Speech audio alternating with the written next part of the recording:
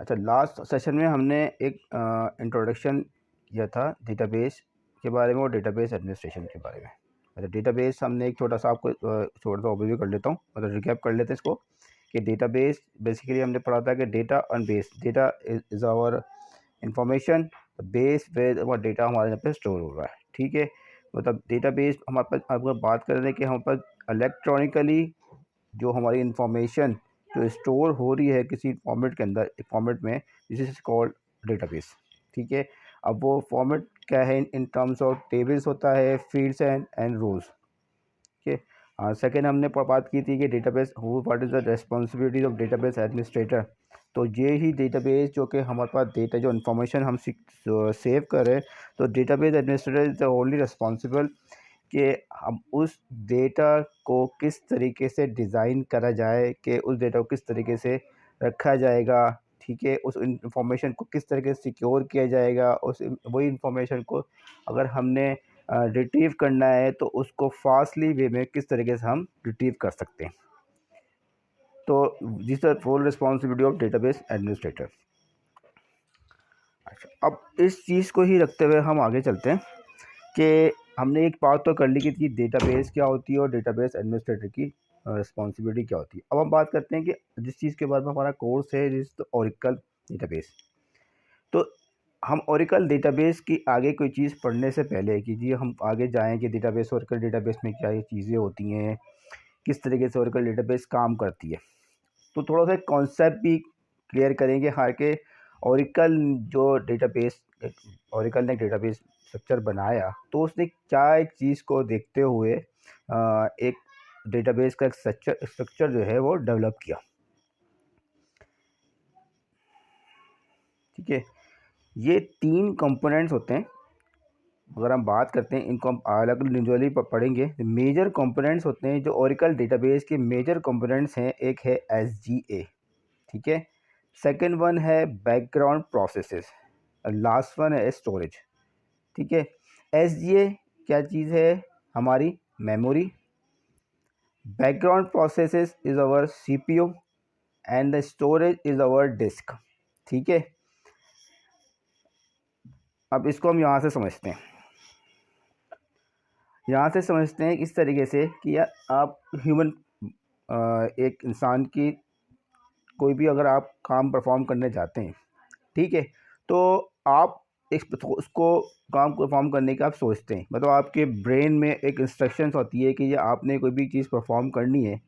ठीक है, तो वो आपके ब्रेन में वो चीज़ इन्फॉर्मेशन होती है कि लेट्स सपोज आपने कोई चीज़ याद करी, या आप कोई एक्शन, कोई भी काम, घर का कोई काम आपने करना है।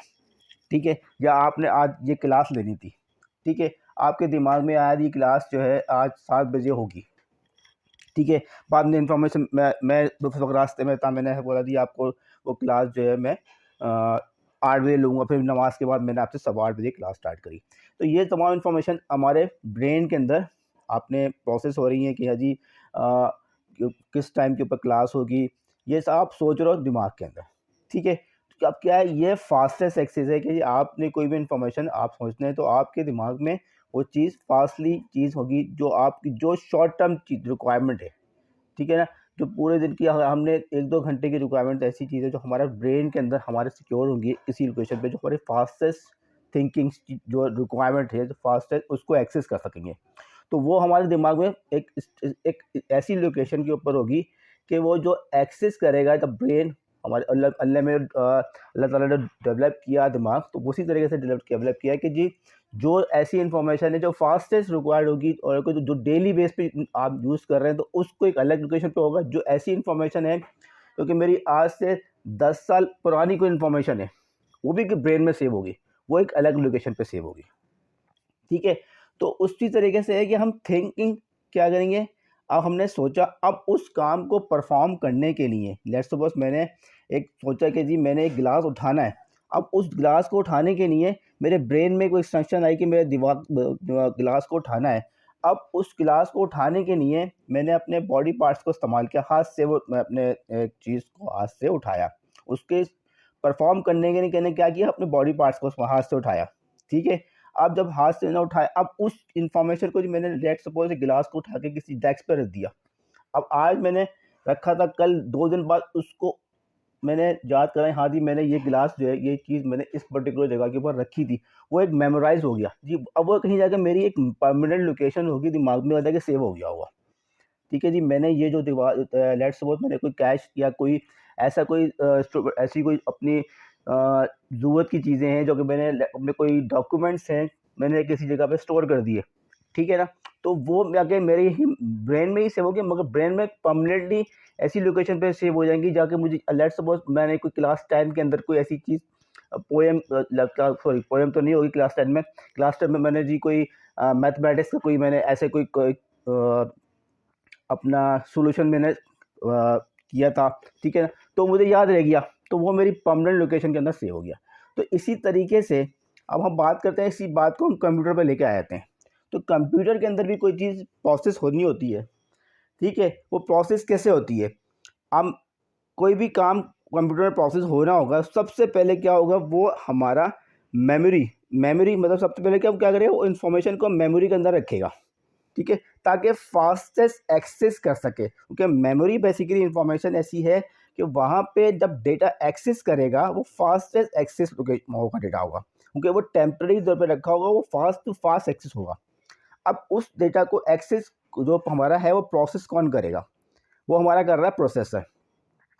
मतलब कोई भी कैलकुलेशन है हमने कि हमने लेट्स सपोज 2+2 लिखा, मैं 2+2 का मुझे आंसर चाहिए, ठीक है, मैंने लिखा जी 2+2, ठीक है, और इक्वल्स टू मुझे आंसर चाहिए। अब इस 2+2 की कैलकुलेशन का जो 4 आंसर आएगा, ये सारी प्रोसेसिंग जो करेगा वो करेगा मेरा प्रोसेसर, ठीक है, 2 को 2 में प्लस करेगा, प्लस करने के बाद जो रिज़ल्ट आएगा वो 4 हमें डिस्प्ले करेगा। अब ये 2 को उठा के एक जगह के ऊपर सेव करेगा पहले, फिर सेकंड लेट्स सपोज 2 को भी सेव करेगा, हाँ जी, उसके बाद बताया कि हाँ इसको प्लस करना है, इसका जो रिज़ल्ट आएगा वो भी जाके रैम के अंदर सेव करेगा। ठीक हो गई बात। अब आती है कि मैंने जी अब रिज़ल्ट आया 4, अब उस 4 को मैंने चाहता हूँ कि जो मेरे पास परमानेंटली सेव हो जाए, ठीक है, मेमोरी पे अंदर मेरे पास वो इन्फॉर्मेशन हैं जो कि जब अगर लेट्स सपोज मेरे पास ऐसी इन्फॉर्मेशन मेमोरी में होती हैं, जब मेरा कंप्यूटर बंद हो जाएगा तो वो तमाम की तमाम इन्फॉर्मेशन जो होगी मेमोरी से ख़त्म हो जाएगी। अगर मैं कंप्यूटर मेरा चल रहा है, ठीक है, मैंने कंप्यूटर से बंद कर दिया, लेट्स सपोज कोई विंडो ऐसी खुली हुई थी, तो वो मेमोरी के अंदर से वो इन्फॉर्मेशन की टेम्परेरी इन्फॉर्मेशन रख देगा, ठीक है, उस चीज़ को परमानेंटली सेव करने के लिए क्या करेगा, वो करेगा उसको डिस्क के अंदर सेव करेगा, जो हमारी हार्ड डिस्क होती है। अभी इसी चीज़ को हम आगे लेके चलते हैं ओरेकल डेटाबेस के ऊपर। ओरेकल डेटाबेस में भी यही कॉन्सेप्ट है, हमारी जितनी भी कोई भी जैसे हमने बात करी थी मेमोरी, ठीक है, यही मेमोरी की इंफॉर्मेशन जो ओरेकल में होता है SGA, सिस्टम ग्लोबल एरिया, ठीक है, सिस्टम ग्लोबल एरिया। इस सिस्टम ग्लोबल एरिया में ओरेकल के डेटाबेस के अंदर कोई भी प्रोसेसिंग हो रही है, ठीक है, जो कोई डेटा रिट्रीव हो रहा है, कोई डेटा अपडेट हो रहा है, कोई डेटा इंसर्ट हो रहा है, डिलीट हो रहा है, कोई भी किस्म का डेटा के अंदर हम कोई भी एक्शन परफॉर्म कर रहे हैं, वो सारी की सारी एक्शन जो है वो इन SGA के अंदर परफॉर्म हो रहे हैं, ठीक है, SGA के अंदर परफॉर्म हो रहे हैं। उन एक्शन को परफॉर्म कौन कर रहा है, ठीक है, उस एक्शन को परफॉर्म कौन कर रहा है, वो कर रहा है बैकग्राउंड प्रोसेसेस, जिसको मैं बात कर रहा हूँ बैकग्राउंड प्रोसेसेस, उस एक्शन को परफॉर्म कर रहे हैं बैकग्राउंड प्रोसेसेस, ठीक है। एक्शन को परफॉर्म करने के बाद, ठीक है, मैंने एक एक्शन कोई परफॉर्म किया, कोई अपडेट किया, अपडेट करने के बाद उसका जो भी जो टेम्परेरी इंफॉर्मेशन मेरी कैलकुलेशन थी वो सारी SGA में परफॉर्म हुई। अब उस डेटा को मैंने परमानेंटली कहीं पे सेव करना है, ठीक है, वो कहाँ पे सेव हो रहा है, this is our data files, ठीक है। एग्जाम्पल लेके चलते हैं, आपने अपना फेसबुक के ऊपर आपका अकाउंट था, ठीक है, आपने फेसबुक के ऊपर अपना अकाउंट ओपन किया, ठीक है, आप फेसबुक के ऊपर अकाउंट ओपन कर रहे हैं, ओपन करने के बाद आपका फेसबुक पे लॉगिन हो गए, ठीक है, आप फेसबुक पे लॉगिन होने के बाद कुछ कोई सर्चिंग परफॉर्म करते हैं कि आपने सोचा कि मैं कोई ग्रुप ज्वाइन करता हूँ, आपने सर्चिंग में लिखा जी मैंने ये ग्रुप को का नाम लिखा है ताकि उसको आप ज्वाइन कर सके, या आपने अपने किसी फ्रेंड का नाम लिख के उसको सर्च करने की कोशिश करी, ठीक है। अब ये सर्चिंग जो परफॉर्म हो रही है, ठीक है, अब अभी मैं बात करता हूँ कि फेसबुक के पीछे ओरेकल नहीं है, मगर मैं एक एग्जांपल के लेके चलता हूँ, फेसबुक की एग्जांपल नहीं है। तो अब ये सारी कैलकुलेशन जो सर्चिंग हो रही है कि वो यूज़र अपना जो फ्रेंड को सर्च करके आपके सामने लेकर आ रहा है, ये किसी मेमोरी लोकेशन के अंदर इसको जाके सर्च कर रहा है, ठीक है। अगर वहाँ पे ओरेकल है तो वो अपने हमारा ओरेकल ये क्या करेगा, एसजीए के अंदर ही तमाम की तमाम जो केस सेलेक्ट होगी वो होगी एसजीए के अंदर परफॉर्म हो रही होंगी, ठीक है। उस सर्चिंग को एग्जीक्यूट कौन कर रहा है, वो कर रहे हैं मेरे बैकग्राउंड प्रोसेसेस। अब वो कौन सा बैकग्राउंड प्रोसेस है वो अलग बात करेंगे, मगर वो बहुत सारे बैकग्राउंड प्रोसेसेस है इसमें इन्वॉल्व होंगे, वो जो कि इस एक्शन को परफॉर्म कर रहे होंगे। अब आपने सर्चिंग करी, अब आपके सामने एक ग्रुप आ गया, आपने उस ग्रुप के ऊपर क्या दिया, मैंने इस ग्रुप को कर लिया ज्वाइन, ठीक है। अभी आपने सर्चिंग करी और उस ग्रुप को लेट्स हम ज्वाइन की बात नहीं करते, सर्च कर लिया। सर्च करने पर आपको 3 ग्रुप आपके सामने आ गए, ठीक है। 3 ग्रुप सामने आ गए। अब आप क्या करें, फेसबुक की जो आपकी लोकेशन थी आप बंद कर दें, फेसबुक को बंद कर दें, और फेसबुक को बंद करने के बाद दोबारा खोलें। अब आप जो आपने जो सर्चिंग की थी ना, वो विंडो आपकी गायब हो चुकी होगी, ठीक है। अब आपने अगर लेट्स सपोज अपना ग्रुप ज्वाइन नहीं किया, वो आपकी सर्चिंग परफॉर्म की, वो टेम्पररी आपने एक्शन परफॉर्म किया, वो ख़त्म हो गया। अब अगर लेट्स सपोज मैं उस ग्रुप को ज्वाइन कर लेता हूँ, ज्वाइन कर लिया उस ग्रुप को, ज्वाइन करने के बाद मैं इस ग्रुप के अंदर आ गया। अब क्या हुआ, वो आपकी इंफॉर्मेशन एक ग्रुप के अंदर आके आपने इस ग्रुप के अंदर ज्वाइन किया है, ठीक है, वो कहाँ आपकी प्रोफाइल में सेव हो जाएगा।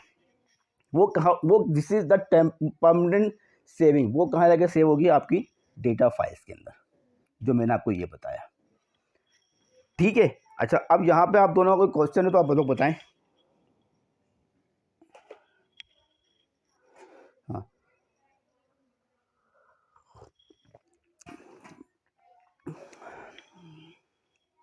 ठीक है, सही है। तो अब क्या है, ओरेकल के अंदर अब बात करते हैं, ये है एसजीए।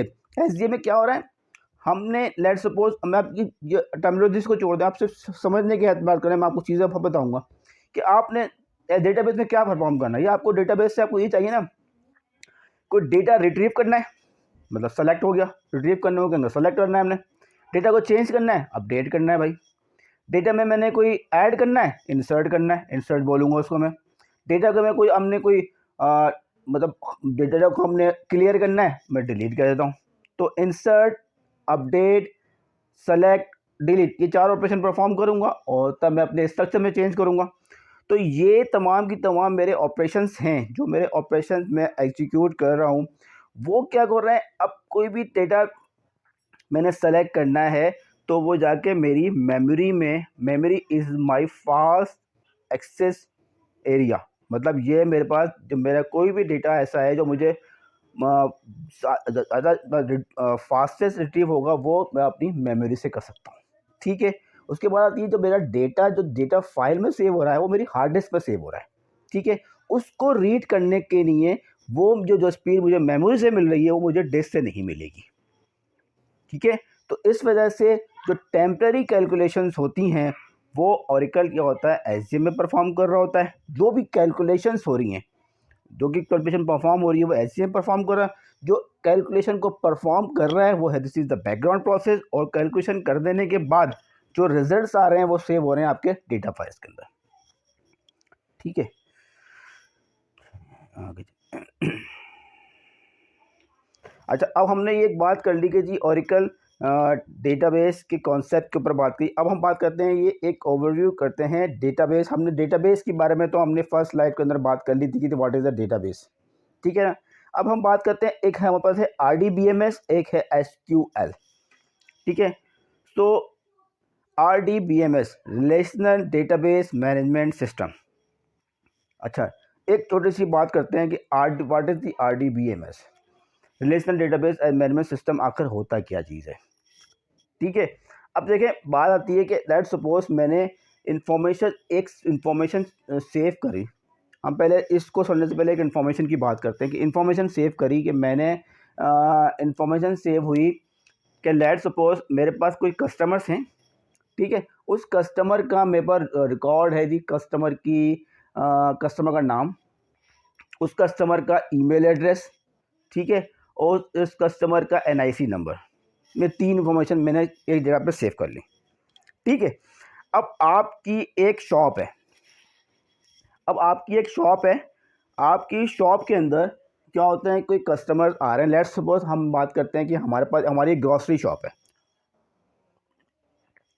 ठीक है। हमारी एक ग्रॉसरी शॉप है।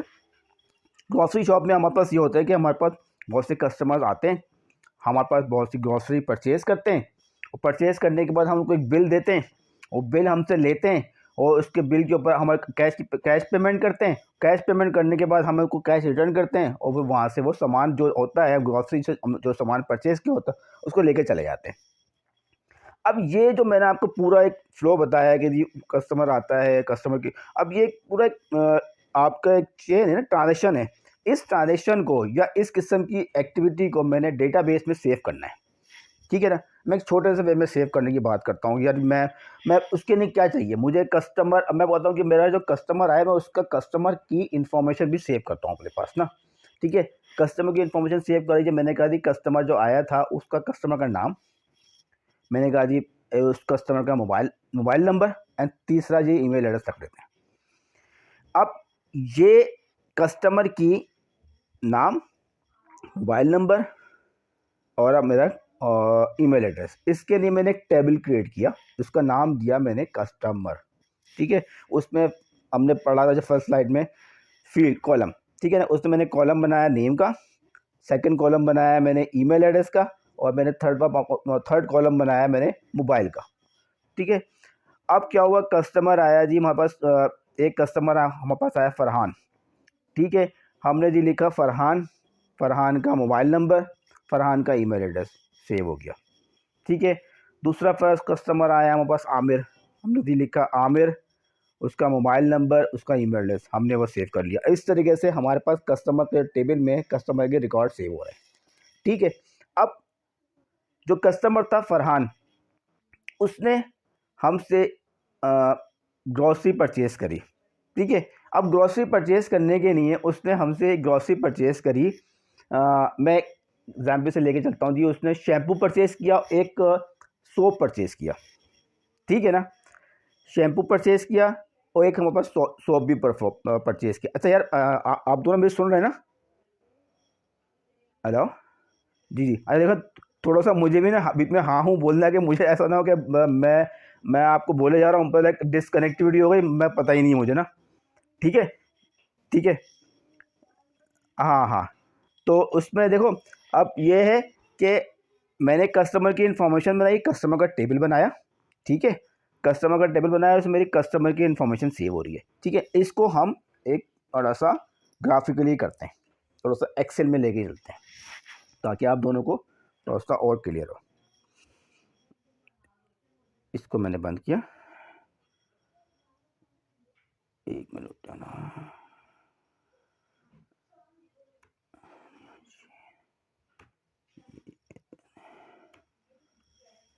स्क्रीन नज़र आ रही है मेरी? आ रही है, चलिए यहाँ से एक्सेल खोलते हैं।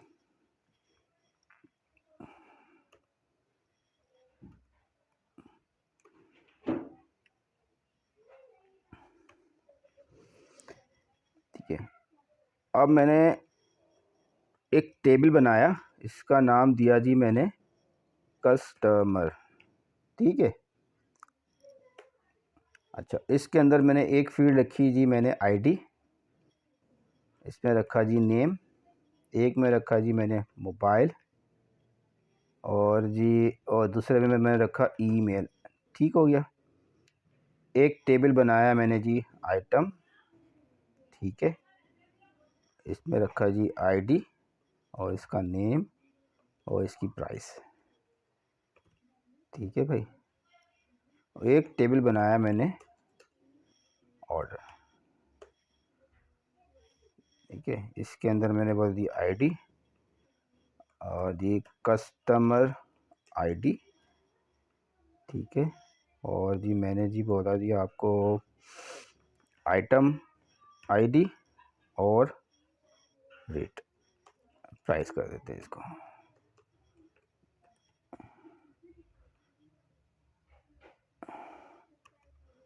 अच्छा, आप लोगों ने SQL कहीं पढ़ी है, नहीं पढ़ी ना आप लोगों ने, जितना मुझे बताया था आपने क्लासेस में। ठीक है, चलते हैं। ठीक है, हम ये इंफॉर्मेशन सेव कर रहे हैं। एक कस्टमर की ID 1 है, इसका नाम है आमिर। ठीक है, अभी मैं 1 2 3 कर देता हूँ मोबाइल नंबर ना। ठीक है, और ABC मैंने ईमेल एड्रेस कर दिया। ठीक हो गया, ये सेकंड कर लिया। एक मेरा दे दिया है मेरे पास फरहान। ठीक हो गया, ये समथिंग ये है, इसमें XYZ ये 2 कस्टमर हमने रख लिए। अच्छा, अब एक हमने एक ID रखी, ID नंबर 3 है। आइटम इसने लिया जी हमारे पास शैम्पू। ठीक है, शैम्पू रख लिया हमने, और ये प्राइस कर दी 400। एक और जी हमने दिया सोप ले लिए लक्स। ठीक है, अभी कितने का आ रहा है बताइए, मुझे बताना चाहिए। 120 रुपये कर लिया मैंने। अच्छा, अब ये मेरे पास this is also the information. ठीक है, ये क्या है, डेटा है। दिस इज द डेटा, ये मेरा एक इंफॉर्मेशन है ना, जो मेरे मैं इसमें सेव कर रहा हूँ। तो अब इसको मैंने जिस फॉर्मेट के अंदर सेव करा है, this is the format is the table. ठीक है, इस फॉर्मेट में मैंने किस तरह सेव कर रहा हूँ, अभी मैं देखें आपको ये एक्सेल में करके दिखा रहा हूँ ना। ठीक है, ये दिस इज द हमारा क्या है, column. This is the column, this is the column. ठीक है, this is the row, this is the row, ये रो है। ठीक है, इन दोनों को मिलके मेरा एक टेबल बन गया। ठीक है, अच्छा अब आती है मेरे पास, अब इसको ज़रा ऊपर कर लेते हैं, नीचे का चलिए यहीं का सही है, बहुत है। ऑर्डर ID थी 1 2 3। ठीक है, और कस्टमर ID मैंने कहा दी, कस्टमर ID था मेरा फरहान। तो फरहान का यहाँ पर नाम नहीं सेव, नाम लेके नहीं आ रहा, सिर्फ उसकी ID लेकर आ रहा हूँ। समझे भाई, फरहान ने ID ली और इसने एक आइटम परचेज किया जिसका नाम था लक्स, उसकी ID थी 4। ठीक है, और ये मेरी थी कॉस्ट। ठीक है, कॉस्ट प्राइस, और this is my sale price, sale price. ठीक है, सेल प्राइस मेरी ये आया था आइटम 4 120 का ख़रीदा था मैंने, 150 का बेचा। ठीक है, अब आती है 1 2 3, एक और ले लेते हैं। कस्टमर ID ही दो ही थी, इसी ने एक और आइटम ख़रीदा 3 नंबर। ठीक है, इसको यही आइटम मैंने दिया 400 का था, मैंने 500 का दिया। ठीक है, दूसरा एक और ऑर्डर ले लेते हैं 1 2 4, कस्टमर 1, इसमें एक और आइटम डाल देते हैं, 5 नंबर डाल देते हैं, और इसमें हम डाल देते हैं टी। ठीक है, टी हम कह देते हैं जी हाँ भाई 300 रुपये की। ठीक है, और ये आइटम न कस्टमर नंबर, अब ये कस्टमर नंबर 2 था, यहाँ कस्टमर नंबर मैंने 1 कर दिया, और इसको मैंने 5 नंबर आइटम परचेज किया। ये 300 का आया था, मैंने इसको 350 का बेचा। ठीक है भाई, अच्छा अब देखें ये जो चीज़ मैंने आपके सामने बनाई है, इसको ज़रा सा मैं आपको समझाता हूँ इस तरीके से। देखें, अब ये टेबल्स हैं, ये इसको मैं ये टेबल है, इंफॉर्मेशन है, this is the master data, मैं कहूँगा मास्टर डेटा। ठीक है, तो टर्मिनोलॉजीज़ को जिस तरह से मैं बता रहा हूँ, देखें यही आप जब आगे जाएंगे तो यही चीज़ें आपको देखें, इसमें बहुत चीज़ें मैं आपको डेटाबेस के भी बता रहा हूँ, ये जो चीज़ें बता रहा हूँ ये डेवलपमेंट के एंड के, क्योंकि आप ये चीज़ें नहीं समझ में आएंगी ना, आप डेटाबेस की चीज़ें नहीं पढ़ सकोगे आगे। ठीक है, इसको मैच कर लेता हूँ भाई। ठीक है, तो अब क्या है, ये मैंने एक डेटा बनाया आइटम का, जिसके अंदर सिर्फ आइटम के नाम है। ठीक है, आइटम के नाम है, मेरे पास ये प्रोडक्ट्स हैं, शैम्पू है, टी है, इसकी कोडिंग बना दी। अब ये ऑर्डर, अब ये मेरे पास डेटा बन गया है यहाँ पर। अब ये मेरे ऑर्डर्स हैं जो दो, अब क्या हुआ, कस्टमर आया, कस्टमर ने मेरे पास ग्रॉसरी में जो मेरे स्टोर के अंदर बहुत सारी प्रोडक्ट्स थी ना, लक्स भी होगा, शैम्पू भी होगा, मैंने अभी 3 एग्जाम्पल लिया, मेरे पास हज़ारों प्रोडक्ट होंगी। तो उसके और मेरे कस्टमर भी बहुत सारे हो सकते हैं, मिलियंस में कस्टमर्स होंगे। ठीक है, मिलियंस में कस्टमर होंगे, सबके नाम मेरे पास यहाँ पे जो मेरा इन्फॉर्मेशन आ रही है, ये इस तरीके से इन्फॉर्मेशन बनती